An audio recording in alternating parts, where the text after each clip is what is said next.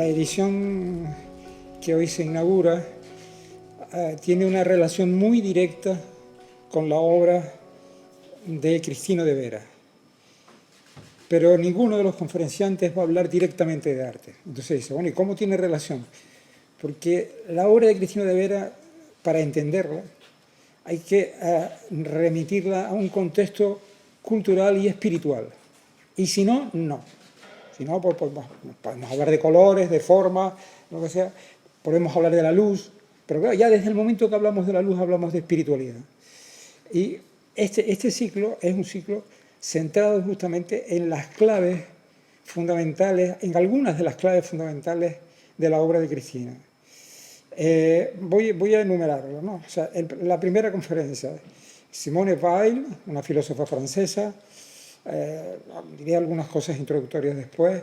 Bueno, pues Cristino de Vera, con Cristino de Vera yo he mantenido conversaciones sobre uno de los libros fundamentales de Simone Weil, La gravedad y la gracia. Seguramente ha leído más libros de Simone Weil. La segunda conferencia, esta es la conferencia que va a dar Laia hoy, pero en la siguiente conferencia Blanca Garí va a hablar de un místico silesio, de Zeus o Suso, como se dice en castellano, que también es conocido por Cristino de Vera. Y la tercera conferencia es sobre mística oriental, y Cristino de Vera tiene una predilección especial por la filosofía oriental, el taoísmo, el budismo zen, etc. Y se puede hablar con él de todas estas cuestiones. Por eso digo que es un curso que está especialmente imbricado en el espíritu de la obra de Cristino de Vera. La primera conferencia que va a dar Laia Culel es una conferencia que cobra una importancia especial en el momento en el que vivimos, ¿no? Porque Simone Weil es una filósofa, una pensadora contracorriente, inactual, difícil de comprender, pero precisamente porque no se pliega a los intereses del presente. El presentismo, que es una de las características, en mi opinión, lamentables de la cultura contemporánea, no hizo mella en la mente privilegiada de Simone Weil, porque era una mente privilegiada, gran helenista, etc., conocedora de claves filosóficas importantes, siempre muy respetada, pero independiente, absolutamente independiente, y con una actitud inequívocamente crítica con respecto al materialismo de la vida moderna, en su doble dimensión político-ideológica, el materialismo de la ideología capitalista y el materialismo marxista. Frente a estas dos cuestiones, frente a estas dos concepciones, de estas dos interpretaciones materialistas de la vida, no en vano el marxismo se llama materialismo dialéctico, se llama a sí mismo materialismo dialéctico, frente a estas dos concepciones, Simone Weil es una pensadora contracorriente. Pero precisamente esta inactualidad es lo que la convierte en actual. Y yo creo que este va a ser, no quiero adelantar el contenido de la charla de Laia, pero me imagino que por lo que he podido hablar con ella, va por esa línea, por profundizar en ese carácter singular. Y a pesar de ese carácter inactual, siempre fue apreciada. No se puede decir que digamos, el interés por la obra de Simone Weil en Francia y en toda Europa tiene que ver con el feminismo. No. Siempre se supo que fue una pensadora muy potente, con una personalidad indiscutible, indiscutible. Lo mismo se puede decir en España de María Zambrano. Pues igual, o sea, ahora que el feminismo ha hecho algo más para difundir su obra, no digo que no, y me parece bien, porque en definitiva el carácter singular de su pensamiento hay que destacarlo. Y en algunas enciclopedias de filosofía, y antes de venir aquí estuve mirando algunas enciclopedias, no se le da la importancia que tiene, ¿no? Pero grandes enciclopedias como la de Franco Volpi, realmente le dedica 4 líneas más o menos, ¿no? Aún así, uno lee las fuentes de la época que son contrarias a ella, por ejemplo, Jean-Paul Sartre y todo el pensamiento marxista, siempre la respetaron, siempre. No hubo una ignorancia de su figura es única, y única en todos los sentidos, porque estábamos hablando, ella y yo, sobre el compromiso social absoluto de esta mujer, que se fue a trabajar a las fábricas, a pasar hambre con los obreros. Bueno, es algo, y la muerte de ella tiene que ver con esa identificación profunda con el sufrimiento del ser humano y de las clases más desfavorecidas. Bueno, no quiero seguir hablando porque yo prefiero que hable ella y que será mucho mejor. Muchas gracias a todos, a todas por haber venido, y muchísimas gracias a Clara y a Fernando y al equipo de la Fundación por la invitación. Cuando me pidieron el título de la conferencia, le puse una filosofía nueva y muy antigua, que es un extracto, digamos, de los cuadernos precisamente de Simone Weil, y es de los cuadernos de lo que vamos a hablar hoy. Entonces, primero, ¿a qué nos estamos refiriendo cuando hablamos de los cuadernos? Me refiero a lo que conocemos también en la obra publicada, después hablaré un poco de esto, a los cuadernos de Marsella.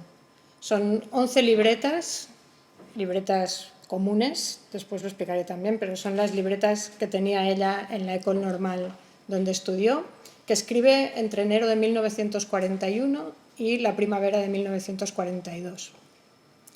Escribe estas 11 libretas en Marsella, y de ahí que las conozcamos como los cuadernos de Marsella. Son 1.300 páginas. En estas 1.300 páginas, yo creo que Fernando también iba un poco por ahí, Simone Weil aborda todo tipo de cuestiones, desde efectivamente cuestiones políticas, sociales, reflexiones sobre el sistema de trabajo en su época, pero también recorre todas las grandes tradiciones de pensamiento, no necesariamente filosóficas, que también, pero también tradiciones como, por ejemplo, hace una lectura muy profunda de la Bhagavad Gita, gran libro de la tradición hindú, escrito en sánscrito, aprende sánscrito para poder leer la Bhagavad Gita, y en ese sentido, pues, evidentemente es efectivamente pues, una mente privilegiada, capaz de escribir en muchísimas lenguas, en muchísimos alfabetos, y capaz de conocer realmente en profundidad muchas obras. Claro, los cuadernos podemos decir 1.300 páginas en las que aborda estas cuestiones, pero también ciencia, matemáticas, física, cuestiones puramente, podríamos decir, filosóficas, parece de una dispersión enorme, pero no lo es. Al contrario, es un bloque absolutamente coherente y compacto, podríamos decir. ¿Y a qué se debe? Uno se pregunta, ¿cómo puede ser un conjunto tan coherente siendo a la vez sus reflexiones tan amplias y abarcando campos de conocimiento tan diversos?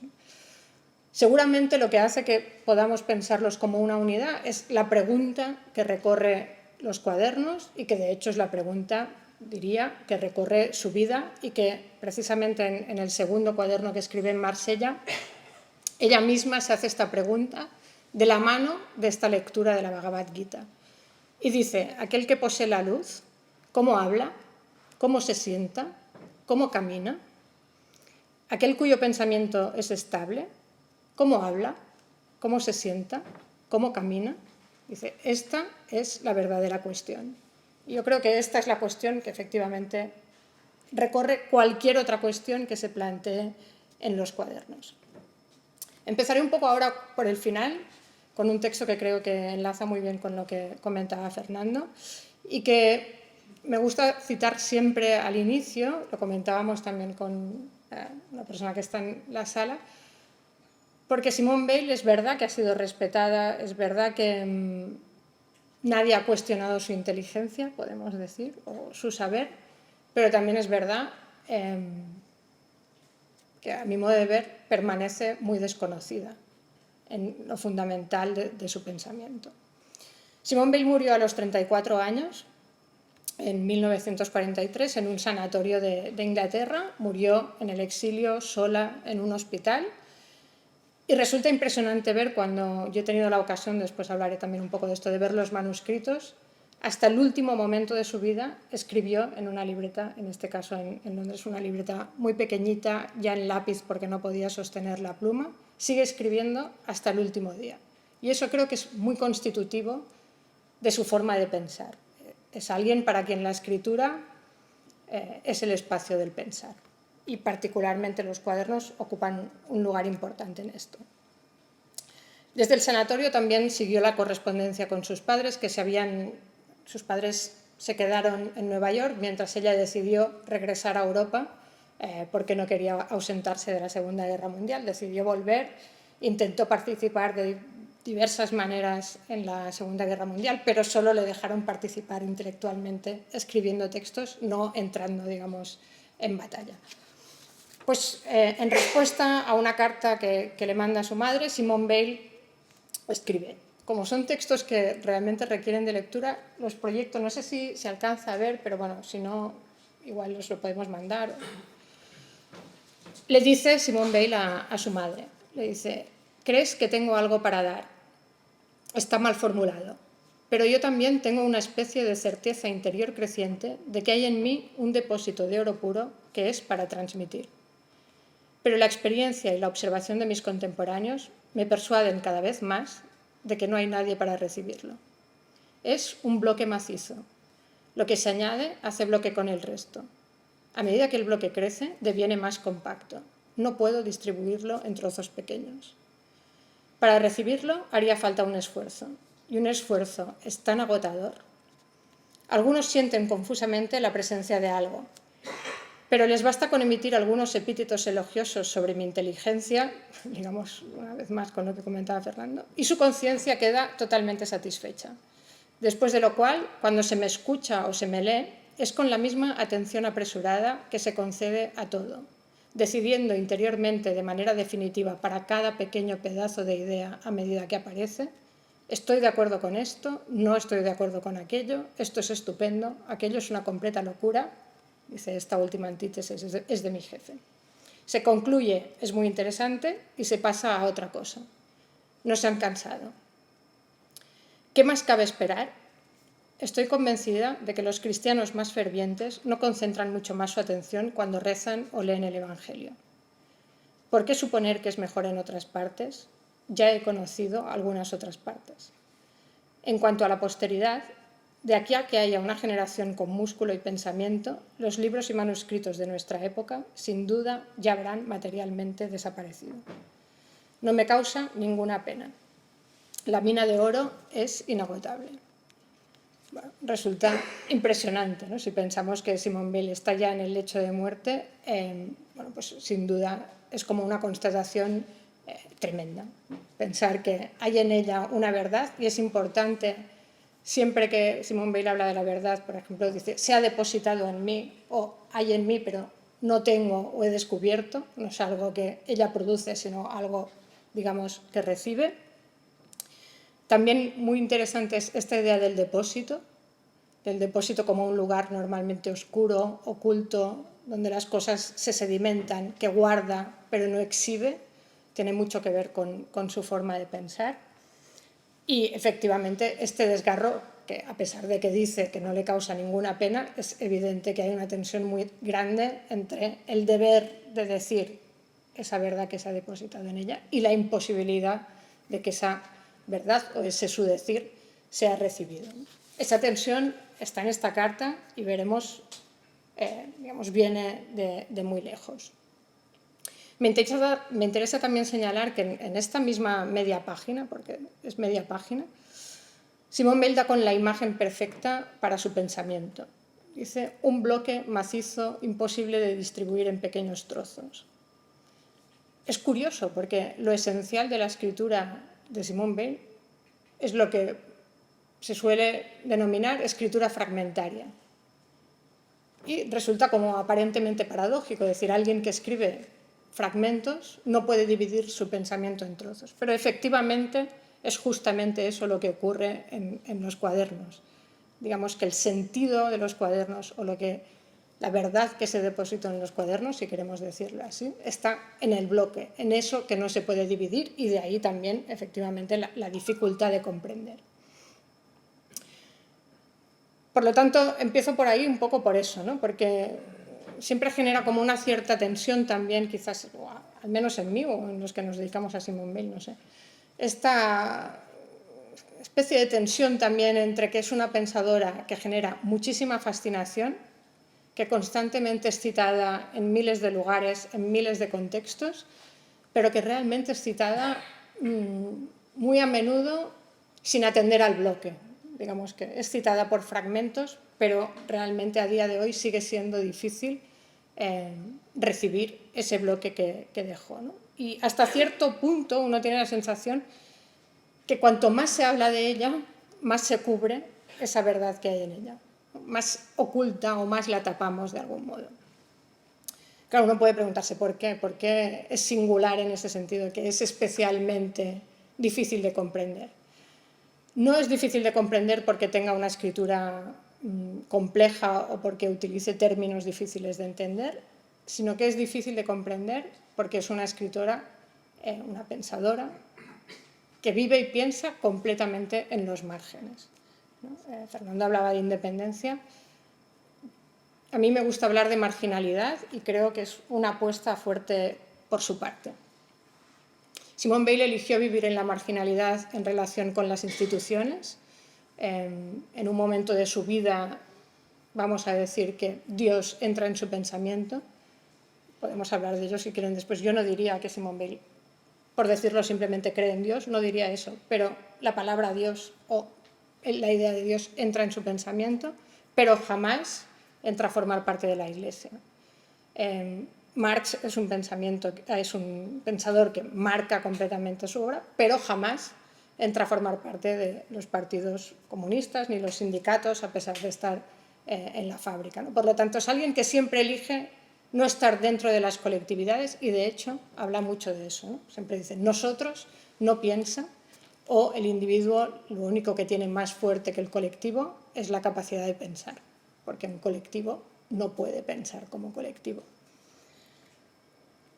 Por lo tanto, en su vida, digamos, se queda en los márgenes, pero también el núcleo, podemos decir, de su pensar y escribir tiene lugar en los márgenes. Y ahí está esa dificultad.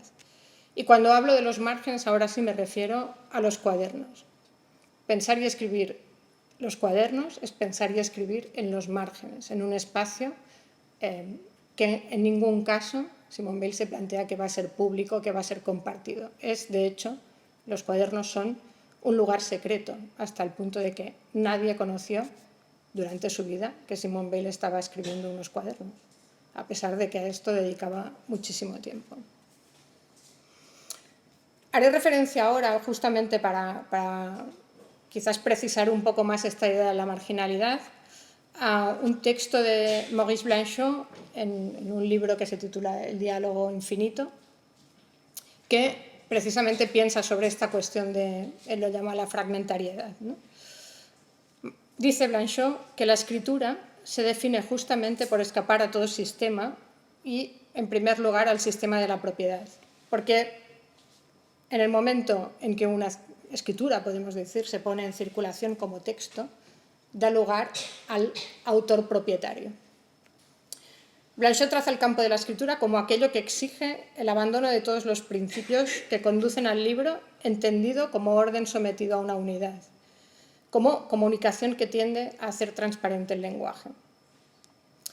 En este libro, en El diálogo infinito, precisamente tiene 2 capítulos dedicados a Simone Weil, que probablemente sean de lo mejor que se ha escrito sobre Simone Weil, y para nada es casual que sea así, pero también reflexiona sobre otros autores que tienen escrituras fragmentarias. Sobre René Char dice, cito, las frases de René Char, islas de sentido, más que coordinadas, están puestas las unas junto a las otras. Son de una poderosa estabilidad, como los grandes prismas de los templos egipcios que se tienen en pie sin ligazón, de una compacidad extrema y, sin embargo, capaces de una deriva infinita. Bueno, esta imagen de las piedras se parece mucho realmente al bloque de Simone Weil como imagen. Ese bloque que deviene más compacto a medida que se añaden nuevos trozos. Digamos que también el bloque de Simone Weil se tiene en pie como unidad por las múltiples relaciones entre sus fragmentos y permanece abierto en tanto que siempre se van a poder seguir añadiendo nuevos trozos. No se necesita hacer encajar las piezas, lo que comportaría necesariamente deformarlas para hacerlas encajar, sino que basta con dejar que juntas, las unas al lado de las otras, sedimenten y formen bloque. La escritura que no obedece a ligazón, sino que se instala en su propio presente, podemos decir, se instala en un presente absoluto, es decir, no ligado, es una escritura ajena a las reglas o convenciones del desarrollo discursivo. Para hablar de esto, Blanchot justamente cita a Alain, que fue maestro de toda una generación. Simone de Beauvoir fue compañera de Simone Weil y Alain fue también maestro suyo, y fue, sin duda, la única persona a quien Simone Weil reconoció ese lugar de maestro. Dice Blanchot: Alain decía que los verdaderos pensamientos no se desarrollan. Aprender a no desarrollar sería entonces una parte, y no la menor, del arte de pensar. Aprender a no desarrollar es aprender a desenmascarar la coacción cultural y social que se expresa, de manera autoritaria, aunque indirecta, mediante las reglas del desarrollo.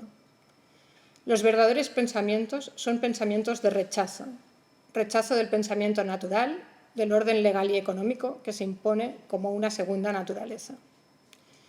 Los verdaderos pensamientos cuestionan, y cuestionar es pensar interrumpiéndose.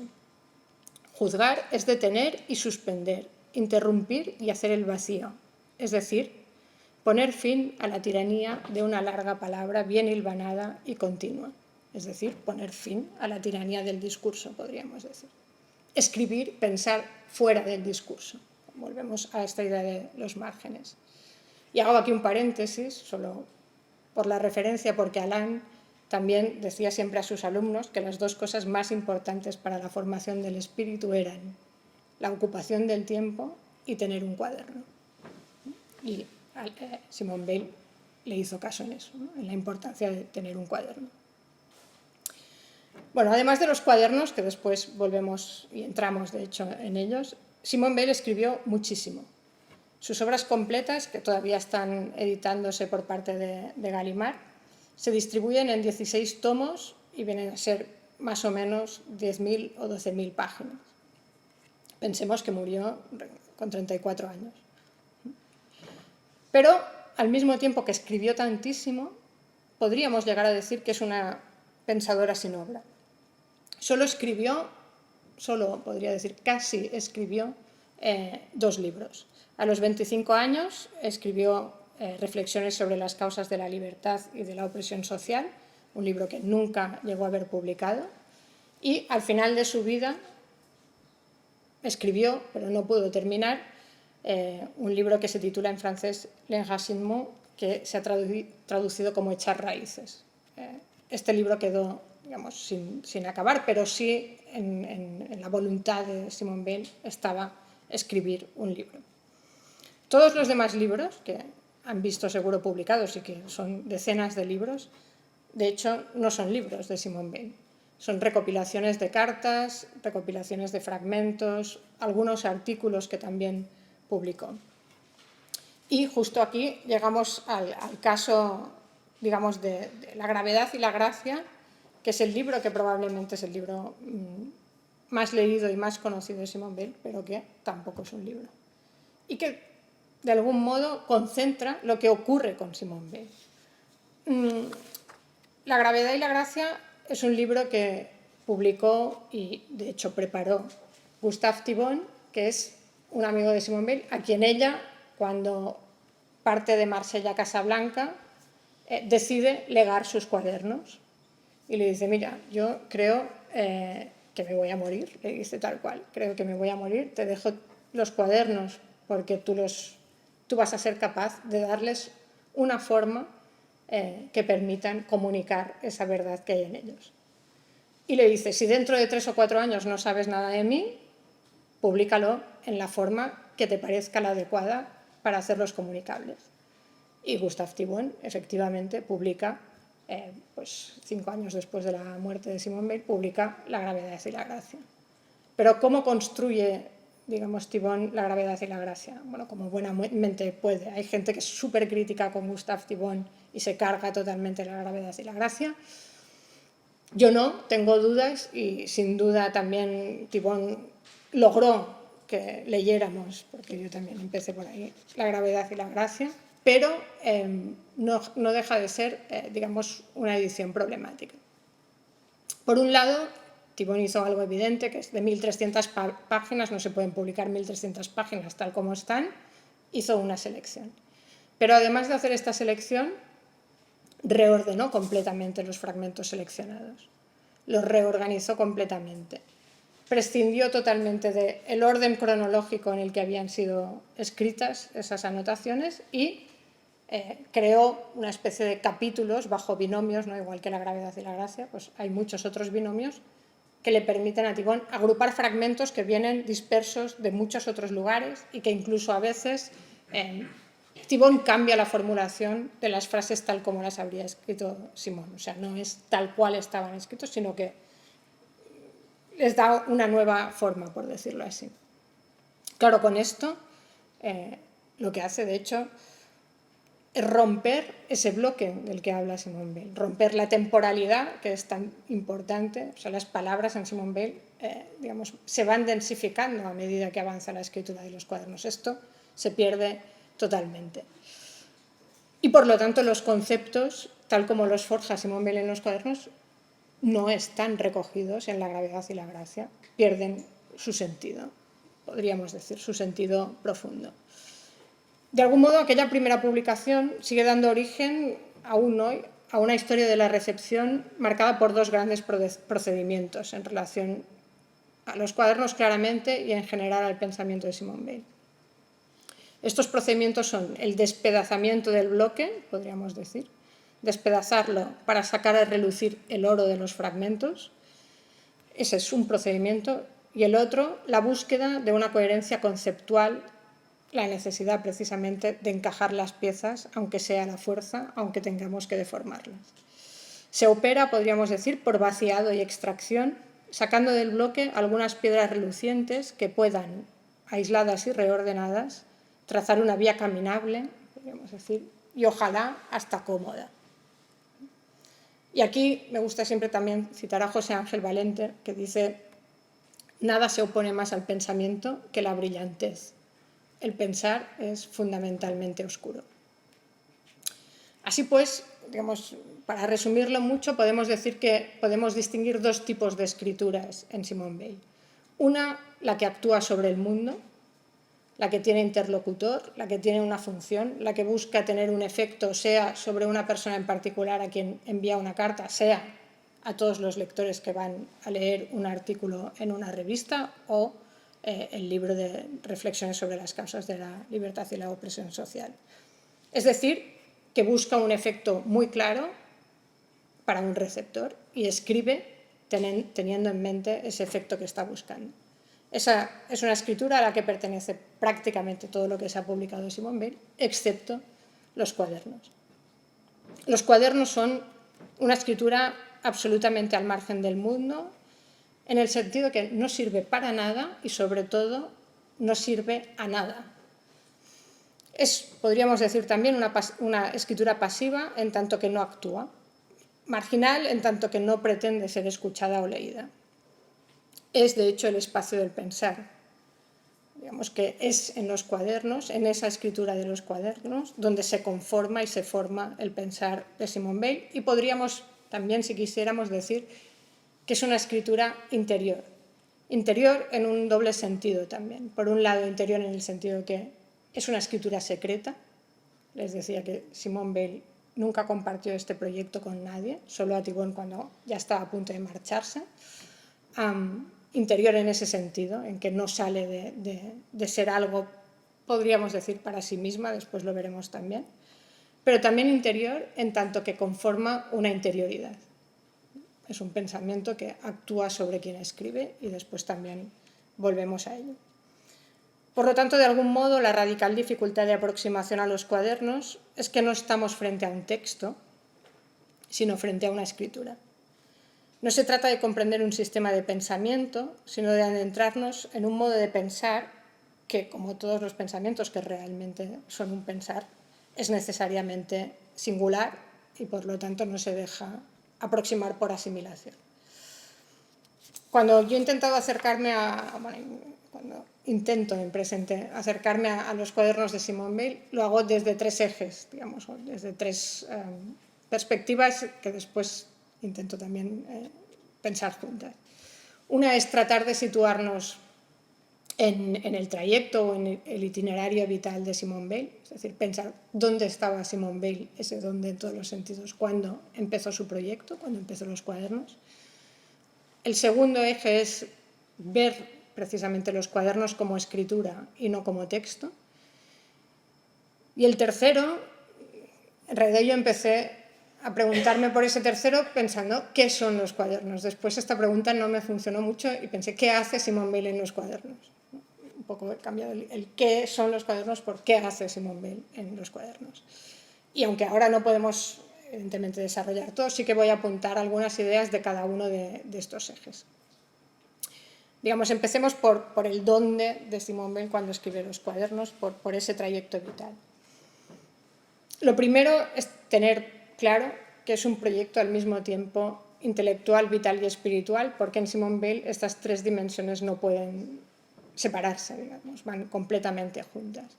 Y aquí podemos tener de fondo, literalmente, estas dos referencias de Laporte y precisamente también de Zambrano.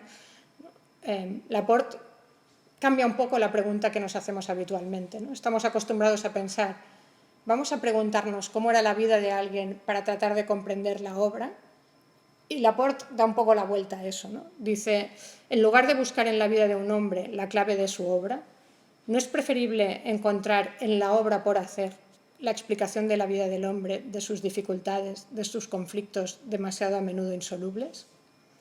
Y María Zambrano dice, el pensamiento no sucede a solas en la mente de quien lo acoge, a no ser que lo acoja sin que lo necesite. Y aunque se olvide de todo lo que como ser humano le pasa, le ha de pasar igualmente y en modo inequívoco el pensamiento que le llega. Pues ahora señalaré solo algunas de las circunstancias vitales de Simone Weil que creo que de algún modo se ponen en juego en este proyecto que son los cuadernos. Fernando hablaba de la experiencia en la fábrica. Efectivamente, entre diciembre de 1934 y agosto de 1935, Simone Weil trabaja como obrera primero en la fábrica Alstom y después en Renault. Y durante todos estos meses mantiene un diario que se ha publicado como el diario de la fábrica, en el que alterna la anotación diaria de su empleo del tiempo, es decir, que anota sistemáticamente horas trabajadas, piezas realizadas, dinero ganado, etc. Alterna esto con anécdotas, observaciones y reflexiones. En este momento de su vida, podríamos decir, la escritura deviene disciplina, medio y deber de dar espacio al pensar cuando las condiciones externas anulan ese pensar. La escritura es lucha, cito, contra la tentación más fuerte que comporta esta vida, no pensar, que es el único medio de no sufrir. Y la escritura del diario es también búsqueda, vuelvo a citar, de las condiciones materiales del pensamiento claro, es decir, deber de poner palabras para tratar de comprender. En el diario de la fábrica, Simone Weil escribe, nada hay más difícil de conocer que la desgracia, siempre es un misterio. Es muda, como decía un proverbio griego. La humillación siempre tiene por efecto crear zonas prohibidas en las que el pensamiento no se aventura y que están cubiertas de silencio o de mentira. Cada condición desgraciada entre los hombres crea una zona de silencio en la que los seres humanos se hallan encerrados como en una isla. Quien sale de la isla, que deja de estar en situación de desgracia, no gira atrás la cabeza. Podemos decir que obligarse a recordar, no poder falsear la memoria de su propia condición desgraciada en el tiempo que vivió en la fábrica, es otra función del diario. Sigue Simone Weil, los obreros, cuando hablan de su propia suerte, frecuentemente repiten las palabras de propaganda de gente que no es obrera. La dificultad es al menos igual de grande para un antiguo obrero. Le resulta fácil hablar de su condición primera, pero muy difícil pensar en ella realmente, pues nada queda más rápidamente recubierto por el olvido que la desgracia del pasado. Y justamente la desgracia, siempre pongo la palabra en francés malheur porque la traducción no es exacta, digamos, pero la desgracia es justamente una experiencia decisiva en el trayecto vital e intelectual de Simone Weil. Digamos que la desgracia pasa de ser un concepto, una noción, una palabra, a ser una experiencia que atraviesa, digamos, el cuerpo y la mente de Simone Weil. Incluso podríamos decir que la desgracia es el roto del lenguaje en ese momento de la trayectoria de Simone Weil. En enero tiene una baja por otitis, deja de trabajar un tiempo y escribe una carta a una amiga suya, a Albertine Thévenot, donde le dice: lo que me retiene es la multitud de cosas que decir y la imposibilidad de expresar lo esencial. Decía al principio, esta idea de la imposibilidad, de la tensión entre deber decir y no poder comunicar, estaba en la carta a la madre que hemos leído al principio y está ya aquí a principios del 35. Dice, quizás más adelante me vendrán las palabras justas. Ahora me parece que para traducir lo que importa necesitaría otro lenguaje. Esta experiencia, que se corresponde en muchos aspectos con lo que esperaba, es sin embargo abismalmente diferente. Es la realidad y ya no la imaginación. Ha cambiado para mí no una u otra de mis ideas, al contrario, muchas se han confirmado, sino infinitamente más. Toda mi perspectiva de las cosas, el sentimiento mismo que tengo de la vida. Volveré a sentir la dicha, pero hay cierta ligereza de espíritu que permanecerá, creo, imposible para siempre. Y concluye, pero ya basta, se degrada lo inexpresable queriéndolo expresar. Solo han pasado 2 meses desde que entró en la fábrica, pero la experiencia ha sido ya radical y radicalmente transformadora. Es en la fábrica donde Simone Weil choca de forma real, dice ella, y punzante con lo inexpresable. En una carta posterior, también Albertine le dice que escribirá libros sobre todo esto. Y efectivamente escribirá sobre esa experiencia, aunque no libros, escribirá algunos artículos sobre las condiciones del trabajo. Pero sabe ya en ese momento que lo esencial, lo verdadero, lo decisivo, no podrá decirlo, no podrá escribirlo. Que eso que la ha transformado profundamente no solo es inexpresable, sino que intentando decirlo se degrada. Y eso va a estar presente hasta el final de sus días. La distancia insalvable que ahora sufre es la que separa precisamente el deber ser dicho y lo imposible de expresar. Y esa tensión es radical y permanece ahí, digamos, hasta el final y recorre todo su modo de pensar y de escribir. Cuando acaba el trabajo en la fábrica pide una licencia como profesora y en octubre del 35, es decir, 2 meses después de salir de la fábrica, vuelve a escribir a Albertine y en este caso le dice: quizás no te representas, no sé si esta, no, quizás no te representas lo que es concebir toda la vida ante sí y tomar la resolución firme y constante de hacer algo de ella, de hacer algo con la vida, de orientarla de un extremo al otro por la voluntad y el trabajo en un sentido determinado. Es una definición maravillosa de la vocación, aunque Simone Weil no utiliza la palabra, pero esta idea de la vida ante sí, digamos, como la vida como algo fuera de uno, a pesar de que es de uno, como un horizonte hacia el que caminar, de algún modo explica mucho de esa orientación. Lo que le ocurre aquí a Simone Weil es que orienta su vida en un sentido muy concreto y permanecerá en esa orientación ya siempre. Entre el final del trabajo en la fábrica y la llegada a Marsella, que es cuando empiezan los cuadernos, Simone Weil apenas escribe, muy poco. Yo decía, la escritura es fundamental para ella, pero en estos años, que son muchos años, son de hecho casi 6 años, escribe muy poco y muy dispersamente, pero está en movimiento constante. En el 36 Simone Weil va a la península para intervenir en la guerra civil española, se alinea en la columna de Urruti, tiene un accidente con una olla de aceite y enseguida, digamos, no puede participar activamente de la guerra, pero está ahí. En primavera del 37 viaja 2 meses por Italia y recorre Milán, Bolonia, Florencia, Roma, Umbría, Asís. Dice haber descubierto la belleza como nunca antes, digamos, la había experimentado. Al año siguiente vuelve a dar clases, pero viaja a Ámsterdam, participa por 2 veces en el Congreso de los Matemáticos Bourbaki, que en su momento era uno de los grupos de matemáticos, probablemente uno de los más importantes de Europa en todo el siglo XX, del que formaba parte su hermano, pues viaja por 2 veces a participar en ese congreso. Y en el 38 tiene como una crisis de migraña que seguirá un tiempo, se detiene un poco, deja de dar clases, pero ya ese mismo año, durante la Pascua, viaja a Solesmes y después vuelve a recorrer toda Italia, regresa por el Tirol, por Suiza, es decir, que no deja de moverse hasta que estalla la Segunda Guerra Mundial.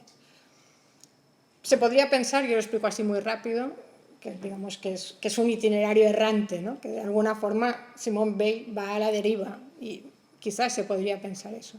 Pero yo más bien tengo la sensación de que Simone Weil busca con mucha determinación y de forma muy concreta cada uno de los destinos a los que va.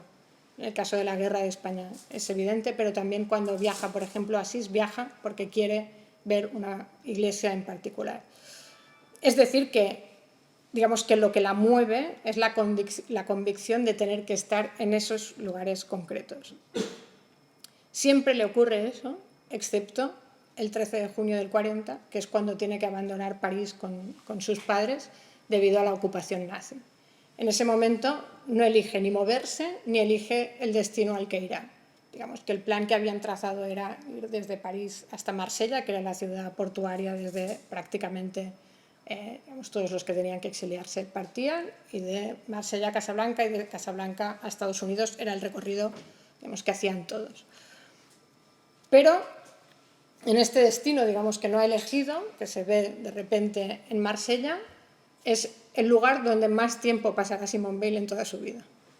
Llega ahí pensando que va a ser nada, pero se queda ahí, pues llega en septiembre del 40 y se queda ahí hasta mayo del 42.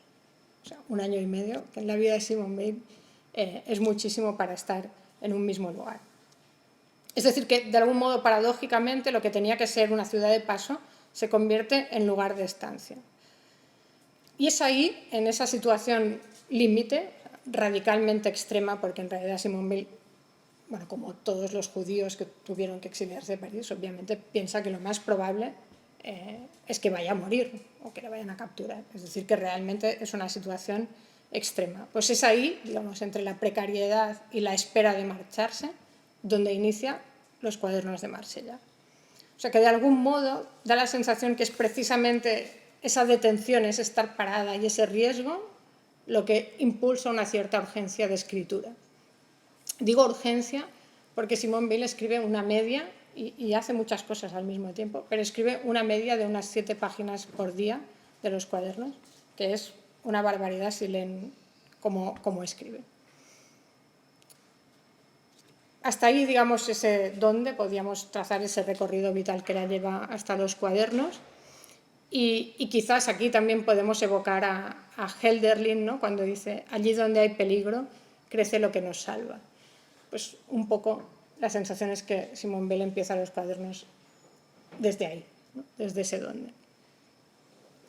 Trataré de explicar un poco ahora o de compartir un poco esta idea de los cuadernos como escritura y ya no como texto. Cuando yo empecé a estudiar los cuadernos, hubo como un momento decisivo que fue precisamente pensar, no, tengo que dejar de leer los textos de los cuadernos y tengo que intentar adentrarme en la escritura. Y para hacerlo tuve la suerte de poder ir a estudiar los manuscritos de los cuadernos, o sea, los cuadernos, el objeto donde escribía Simone Weil y ya no el libro. Y a veces puede parecer como una obviedad, y lo es en realidad, pero cuando uno tiene los cuadernos en las manos, las libretas escritas a mano por Simone Weil, se hace evidente, no hay ninguna duda, que eso que conocemos como los cahiers, ¿no? Con la cursiva que, como decía Blanchot, confiere autoridad, que nos hace leer un libro como libro con todo lo que eso presupone de proyección, no son un libro, son unas libretas donde Simone Weil tomaba notas. Esos son los cuadernos, ¿no? Y eso también tiene que ver con lo fragmentario, ¿no? En el sentido de que cuando lo leemos en un libro, las notas de Simone Weil nos parecen escritura fragmentaria. Y cuando digo escritura fragmentaria, con todo el bagaje teórico, ¿no? Pues desde Blanchot, pero muchos otros que han estudiado qué es eso de la escritura fragmentaria. Pero en realidad no es exactamente escritura fragmentaria. No es alguien que comunique por fragmentos, no, son unas notas que escribe porque está pensando realmente. Es decir, que son puramente el espacio de ese escribir-pensar que va junto. El ejercicio entonces es como intentar mirar los cuadernos en su materialidad, observar los objetos y atender, digamos, a lo material y manual de la escritura. La escritura podríamos decir como algo que está mucho más allá o más acá, o en cualquier caso tiene otra dimensión que el significado del texto. Y cuando se miran los manuscritos, cuando se miran los cuadernos, hay algunos elementos que resultan especialmente relevantes. Por un lado, les decía, todos los cuadernos son iguales. Los 12 cuadernos que forman el corpus de los cuadernos de Marsella son el mismo modelo de cuaderno, que es este que tenían los estudiantes, los alumnos de la École Normale. Son tamaño cuartilla, páginas, digamos, blancas, sin pautas, sin cuadrícula, 152 páginas por cuaderno. Y es relevante porque cuando Simone Weil se da cuenta de que va a estar en Marsella más tiempo del que pensaba, le pide a la señora que trabajaba en casa de sus padres, que les ayudaba en casa, le pide que le mande, hace una lista de libros que necesita, pocos, dice, y me manda todos los cuadernos de la École Normale, estén escritos o no, todos los cuadernos que haya, me los manda. No solo eso, sino que Simone Weil en todos los cuadernos, trabajaba mucho las cubiertas, las dibujaba, ponía citas, etc. Y después les pegaba unas etiquetas con las que numeraba esos cuadernos. Es decir, ella misma organizaba ese corpus. Y en las etiquetas pegaba el número del cuaderno dentro del total, el año y el número del cuaderno de aquel año. ¿No? O sea que si, por ejemplo, era el cuaderno 6, pongamos, eso quería decir, ponía 6, 1941 y 5 en relación que es el quinto del 1941. Pues eso lo hace así para todos los cuadernos, excepto el primero de los cuadernos que está en el corpus de los cuadernos de Marsella, que es un cuaderno sobre el que ella coloca una etiqueta donde pone no cuenta, sobre ese primero, y pone 1934-1935 interrogante. Es decir, que cuando empieza a numerar los cuadernos, tiene este, que ya escribió, no se acuerda muy bien cuándo, pero más o menos entre 1934 y 1935, y le pone no cuenta. Pero a pesar de ponerle no cuenta, sí cuenta, porque el primero de Marsella es el 2 y no el 1. Me detengo en esto porque es muy significativo del concepto que tiene de proyecto. Es muy consciente Simone Weil de que eso es un proyecto unitario, organizado, y ese cuaderno que no cuenta, efectivamente no cuenta porque es diferente, la escritura es diferente, algunas cuestiones que se plantea también, pero al mismo tiempo hay continuidad, por eso se queda el 1 y el 2 es el 2, ¿no? Es decir, que ya en ese momento Simone Weil tiene esta idea de proyecto unitario, podríamos decir. Escribe siempre con pluma, siempre, todas las páginas escritas en pluma. Y aquí, digamos, es bonito citar al filósofo Husserl, que sería uno de los filósofos más racionales, aparentemente, del siglo, y Husserl dice, no escribimos con nuestra conciencia, sino con nuestra pluma. Y efectivamente, es así, escribimos con las cosas. Finalmente, escribir es también un trabajo material y manual y corporal. Nietzsche también decía, nuestras herramientas de escritura trabajan también en nuestros pensamientos. Es decir, que el pensamiento se hace, ¿no? Y para volver a Valente, ¿no? Valente decía, los poemas se hacen con las manos. Es decir, que ese gesto corporal determina o configura de algún modo la escritura en tanto que trazo, pero también en tanto que sentido o significado o finalmente texto. Y de hecho es relevante pensar cómo la elección de unos determinados instrumentos está estrechamente vinculada a la concepción que se tiene del proyecto. Es decir, esto pues todos los escritores lo saben, que no se utiliza para lo mismo un cuaderno que las páginas sueltas. Todos los que de ustedes escriban saben para qué utilizan cada cosa, las libretas grandes, las pequeñas, las hojas sueltas. Cada uno tiene su método y los instrumentos importan. Podría detenerme aquí muchísimo, pero solo voy a señalar algo que es especialmente relevante. Tanto el cuaderno como la pluma son instrumentos que fijan el pensamiento. Cuando uno escribe en pluma, eso no se puede borrar, queda inscrito. Si uno escribe en lápiz, puede escribir, lo borra y no se acuerda de aquello que escribió y que ha borrado para sustituirlo para otra cosa. La pluma no, la pluma deja constancia de lo escrito, fija la escritura. Y el cuaderno en un cierto sentido también, porque fija el orden temporal. Vemos que cuando escribimos un cuaderno, el orden en el que escribimos va a quedar siempre en ese cuaderno. No podemos después intercalar las páginas como si hacemos con las páginas sueltas. Y por otro lado, lo que es impresionante de los cuadernos cuando se ven los manuscritos es la caligrafía. El esfuerzo caligráfico de Simone Weil. Escribía lentamente, con una letra regular, muy cuidada, con espaciados regulares también. No hay, en las 1300 páginas, apenas tachaduras, hay poquísimas tachaduras. La disposición en la página es la misma que la de un libro, no hay vacíos, no hay flechas, es como corrida, es una escritura continua. Raramente deja espacios, digamos, significativos. Todo está como lo más parecido a un libro, ¿no? Está como pulcro, nítido, ordenado, claro, etc. Incluso Simone Weil tenía una pluma que no tenía depósito. Había que cargarla, había que ir mojándola en la tinta, ¿no? Yo podría pensar, claro, esto es un impedimento para la escritura, porque estás escribiendo y cuando se te acaba la tinta es como que te interrumpes, no porque se haya interrumpido el pensamiento, sino porque se te acaba la tinta. Y eso, de hecho, fue lo que...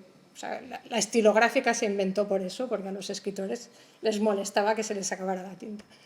Bueno, pues Simone Weil permanece totalmente indiferente a eso. Se le acaba la tinta y es como si no hubiera pasado nada. La moja, vuelve y uno diría que ni se ha interrumpido el pensamiento, ni eso ha tenido ningún efecto sobre su escritura. Al mismo tiempo que Simone Weil escribe los cuadernos, anota y escribe en muchísimas otras libretas, muchísimas otras hojas, y en ninguna lo hace de esta manera.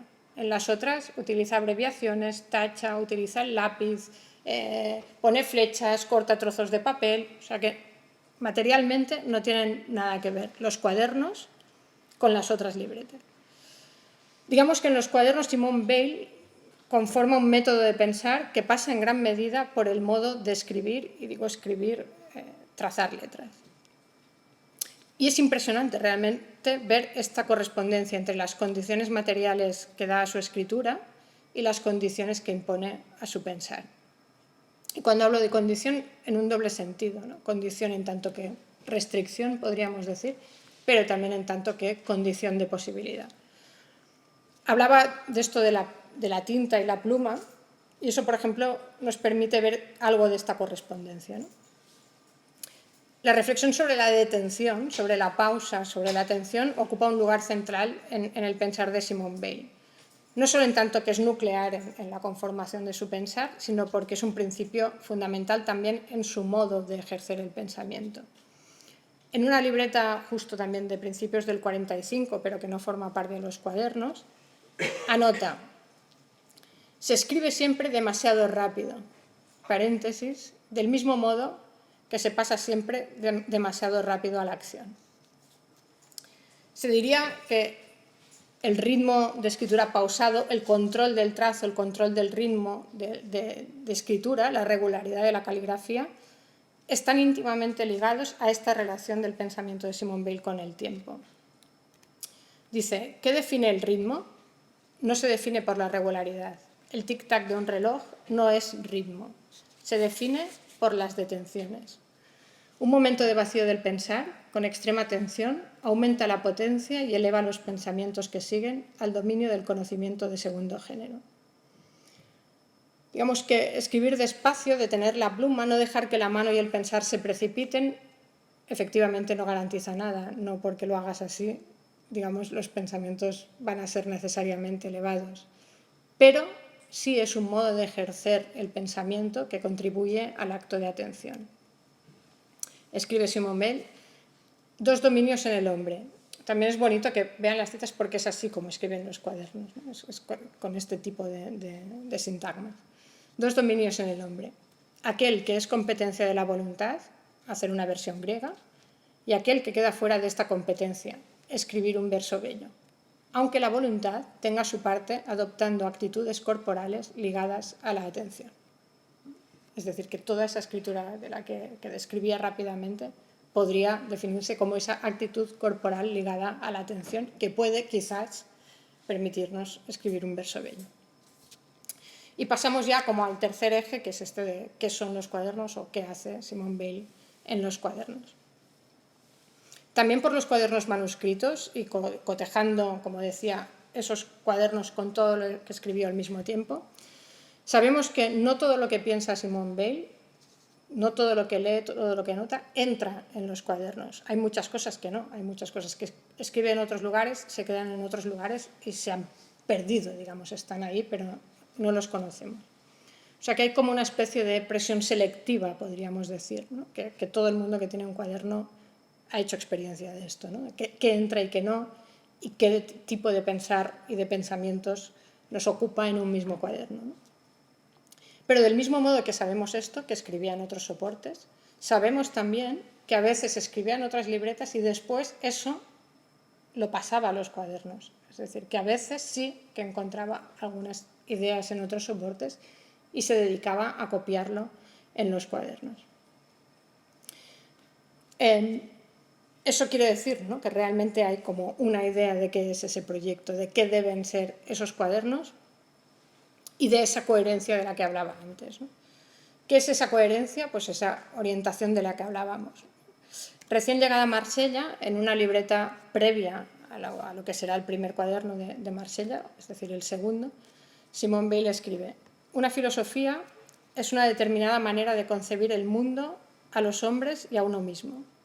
Una filosofía implica para quien la concibe una manera de sentir y de actuar, y esto en todos los momentos, en todas las circunstancias de la vida, tanto las más vulgares como las más dramáticas, en la medida en que uno la concibe, esa filosofía. Y sabemos que cuando escribe esto, las circunstancias de Simone Weil son efectivamente las más dramáticas. También en esta misma libreta escribe: la filosofía,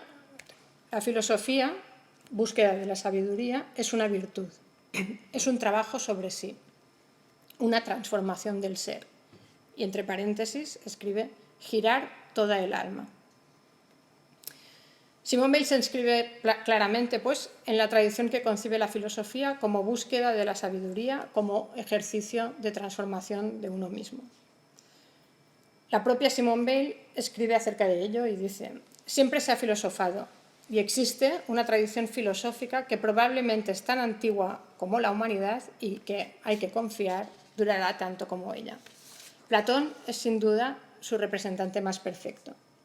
No pretendía innovar, sino al contrario. Del hecho que sea siempre la misma, no se sigue que sea inútil repetirla.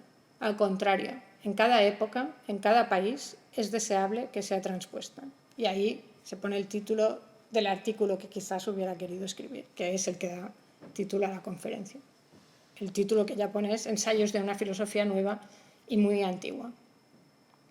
Hay tres pensadores contemporáneos que han escrito y reflexionado mucho sobre esto, sobre la sobre la concepción de la filosofía remitiéndose a la filosofía antigua.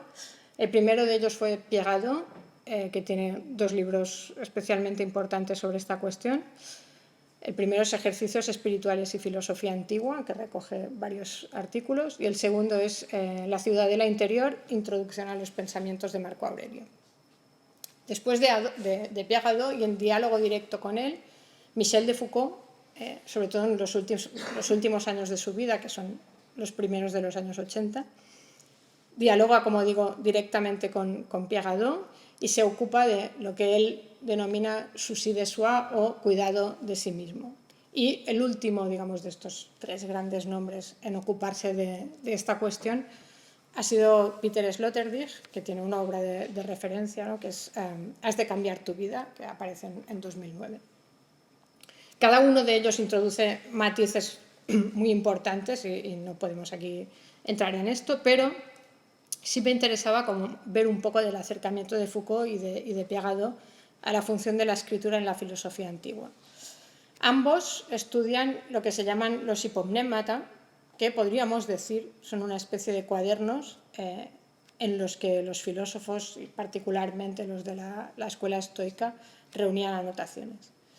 Pierre Hadot es muy claro siempre en todas sus formulaciones y se refiere a la escritura como ejercicio espiritual, definiendo ejercicio espiritual como, cito, una práctica destinada a operar un cambio radical del ser. A esto Sloterdijk le llama antropotécnicas, ¿no? Son todas esas técnicas que permiten a la persona autotransformarse, podríamos decir. Pierre Hadot, sobre Marco Aurelio, dice: escribiendo sus pensamientos, Marco Aurelio practica pues ejercicios espirituales estoicos, es decir, utiliza una técnica, un procedimiento, la escritura, para influirse a sí mismo, para transformar su discurso interior en meditación de los dogmas y de las reglas de vida del estoicismo. Los pensamientos son ejercicios ejecutados según un programa que Marco Aurelio recibe de la tradición estoica. Michel de Foucault se referirá a los mismos hipomnémata como libros de vida y guías de conducta. Y pone el acento precisamente, es Michel de Foucault, o sea que todos tenemos claro que la idea del control, de la disciplina, marca, digamos, su pensamiento. Pone el acento, decía, en el hecho de que se trate de pensamientos recibidos que quien escribe en sus cuadernos hace suyos.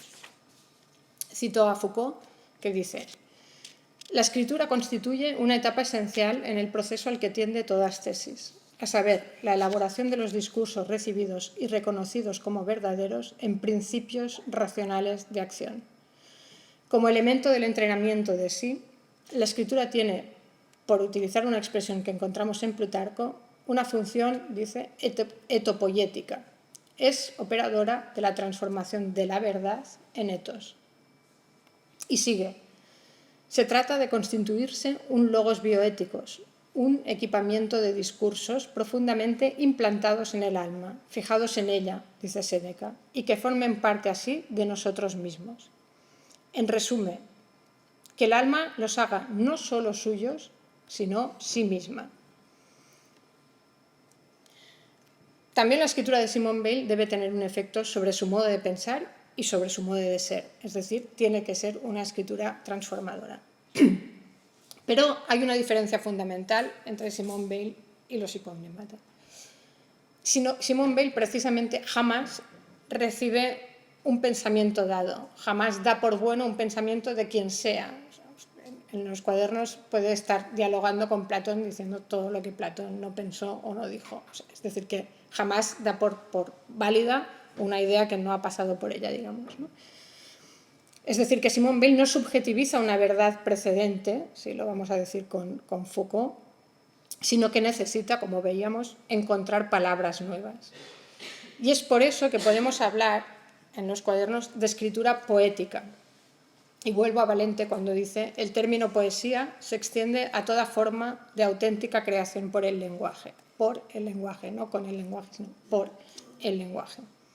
También José Ángel Valente escribe en sus diarios, dice: para Nietzsche la verdad es de orden poético. Se profiere y se aprehende en un pensamiento acto que la crea diciéndola, que la dice descubriéndola. Es decir, que podemos decir, el acto de escribir no es mera traducción o expresión de algo ya pensado, sino que el acto de escribir, la escritura, es una dimensión constitutiva del acto filosófico, podríamos decir. Y de ahí también, por parte de Simone Weil, la exigencia radical y extrema para con el correcto uso del lenguaje, esto es, correcto uso del lenguaje, correcto pensar, por el pensar bien. Simone Weil, en los cuadernos, escribe: la expresión correcta de un pensamiento produce siempre un cambio en el alma. El pensamiento o bien queda reforzado o superado. Para los pensamientos, la expresión justa es una ordalía. Ya no es la subjetivización o apropiación de un dogma recibido lo que contribuye al ser de tal modo que actúe bien, podríamos decir, sino que lo transformador, lo que produce un cambio, es la expresión del pensamiento. Es encontrar las palabras justas. Es encontrar las palabras justas lo que produce la transformación. Es decir, que finalmente es en y por el ejercicio de escribir-pensar que se produce esa transformación. Edmond Javès, pensador y escritor judío también de tradición, dice: soy aquel que escribe y aquel que es escrito. O sea, en muy poco sintetiza muy bien esta idea, ¿no? Que al mismo tiempo que escribes, eso que escribes te escribe a ti, podríamos decir. En los cuadernos, Simone Weil encuentra un modo otro de relacionarse con el lenguaje, un modo de pensar propio que se hace de, con y en la escritura. Encuentra su método, su manera de pensar. Define las condiciones del escribir y el pensar y las ejerce. Y lo que es increíble poder reseguir en los cuadernos es cómo se producen esos movimientos en simultaneidad. Es decir, que no podemos distinguir, no es que primero define las condiciones del pensar y después las ejerce, sino que en la medida que ejerce las condiciones que se va dando, encuentra esas condiciones. Es un proceso circular, podríamos decir. En los cuadernos, que podemos definir ya como espacio para el ejercicio de la filosofía, Simone Weil piensa cada vez. No expresa el pensamiento, sino que ejerce el pensar. Solo escribe lo que piensa y en ese escribir piensa. El pensamiento y la escritura son una unidad. Esto es, en palabras de la propia Weil, acto que no se divide. Cada frase, cada anotación es un acto que no se divide, es un presente y un estar presente. En el carnet de Londres que empezaba citando, ese pequeñito que tenía en el hospital, ya al final de su vida, Simone Weil escribe: filosofía, incluidos los problemas acerca del conocimiento, etc., cosa exclusivamente en acto y práctica. Y uno de los aspectos más reveladores de los cuadernos es justamente que todas sus nociones nucleares, todo lo que es fundamental en los cuadernos, son nociones que necesitan del ejercicio, del acto, de la práctica. No son conceptos, podríamos decir, no sustentan un sistema, no construyen un discurso que permita ser repetido o asimilado. Y por eso, como veíamos al principio, es un pensamiento tan difícil de comprender, porque normalmente comprendemos porque fijamos y capturamos. Un ejemplo de estas nociones que necesitan ser puestas en acto, que no tienen entidad ontológica, podríamos decir, sino que son éticas, por decirlo de algún modo, es la atención, que la atención es una de las nociones centrales de su pensar. La atención es evidente, ni se posee, ni se alcanza, ni es un conocimiento que uno tiene. Digamos que la atención, podríamos decir, hay que ejercerla cada vez. Es algo que solo existe precisamente en el acto de hacer atención. Y esa atención Simone Weil la hace en escritura. Es cuando escribe que es capaz de hacer esa escritura que piensa y que transforma. Incluso la verdad, en Simone Weil, la verdad, que sí es una categoría, digamos que en la filosofía occidental es ontológica, incluso la verdad, en Simone Weil, escapa a la sustantivación, no es fija. En realidad, en Simone Weil no hay verdad. Escribe: la recta, una recta, es aquello que trazo pensando en la recta pura. La verdad es aquello que pienso, lo que leo en las apariencias, deseando la verdad. Y más adelante escribe: una verdad es el punto innombrable, y aquí paréntesis, porque cuando uno ve los manuscritos, Simone Weil había empezado esta frase escribiendo la verdad y cambia la L por un, porque la verdad ya le parece como demasiado, la verdad no. Una verdad es el punto innombrable, alogos, en relación al cual se pueden ordenar, situándolas en su justo lugar, todas las opiniones posibles sobre una cuestión. La verdad, pues, no se alcanza ni mucho menos se tiene. Hay que desearla y cumplirla cada vez por el acto y en el acto de escritura, a unas sabiendas, o precisamente porque se sabe, que es innombrable. La verdad es un polo de orientación que necesariamente permanece, como todos los horizontes, como todos los polos, inalcanzable. De ahí que la de Simone Weil no sea una escritura inacabada, como se ha dicho tantas veces, sino una escritura inacabable, del mismo modo que la suya es una vocación de lo imposible. Y dice Simone Weil escribe, vaya, hay que realizar lo posible para tocar lo imposible. Los cuadernos, podríamos decir para acabar, son el lugar en el que Simone Weil, día a día, en un acto de atención permanentemente renovado en escritura, realiza lo posible atendiendo lo imposible.